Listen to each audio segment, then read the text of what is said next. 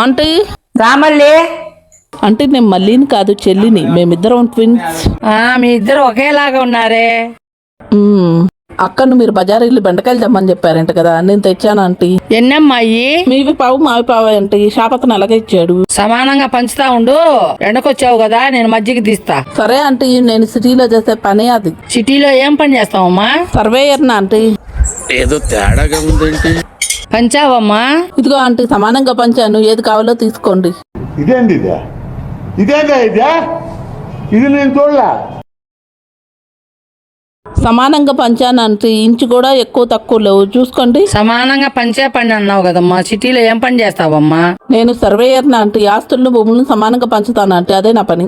ఇలా పంచేది ఎక్కడా చూడలేదమ్మా. ఆ 2 కుప్పల్లో పంచినావు, సరేనమ్మా. ఆ 2 ఏందమ్మా? ఈ కుప్ప ఒకటి మీకు ఒకటి నాకు ఆంటీ, ఈ రెండేమో పుచ్చిపోయాయి అంటే, మీకోటి నాకోటి.